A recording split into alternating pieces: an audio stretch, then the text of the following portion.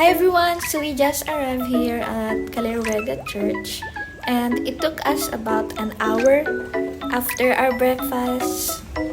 So Mass will start at 10:30 a.m. Then dumating kami dito ng 9. So we decided na maglakad-lakad muna dito sa garden.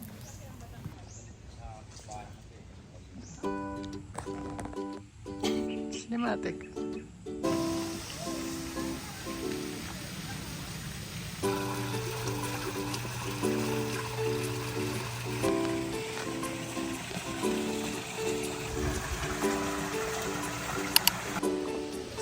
Meron din dito sa loob ng mga pond na may mga koi. So, very relaxing yung area. And especially dito sa garden.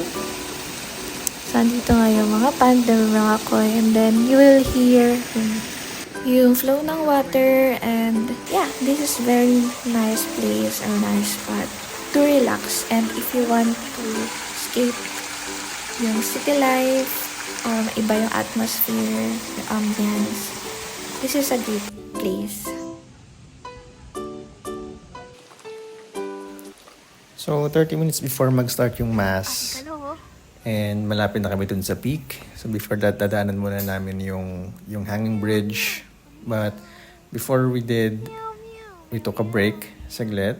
Enjoy yung tahimik and yung clear skies.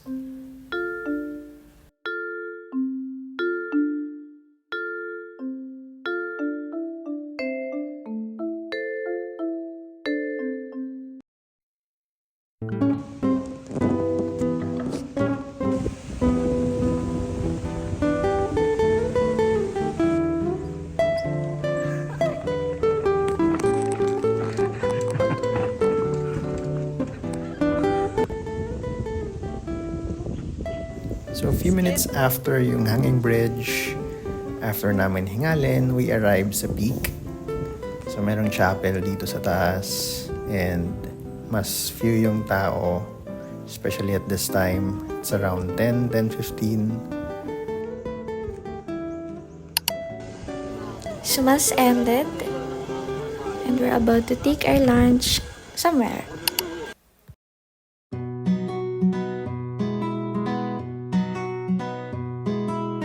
So, we came up dun sa pupunta namin, nag-check kami ng reviews, and then kung ano yung pinakamataas. So, from church, it's around 20-25 minutes if walang traffic.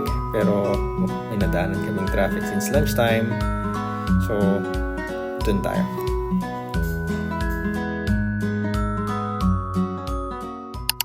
So, ito yung napili namin, Bulalo Point.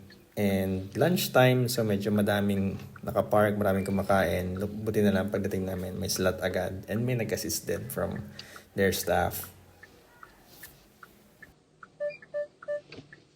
Yeah. Yun, nakapark din. Kain tayo.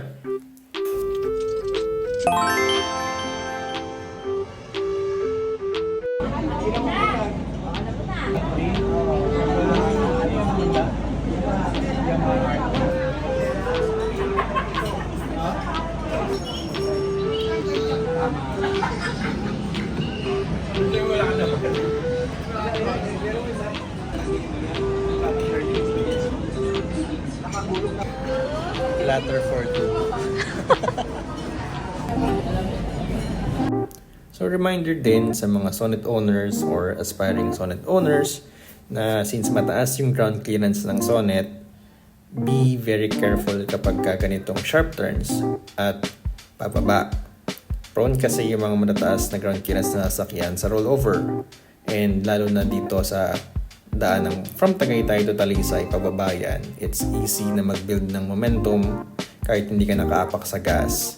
So, accident-prone area talaga to, as you can see din sa mga signage dito sa kalsada.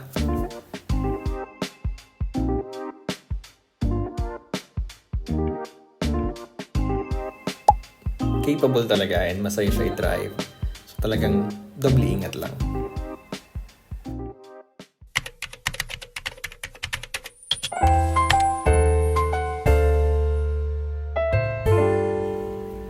We're home. Thank you for watching.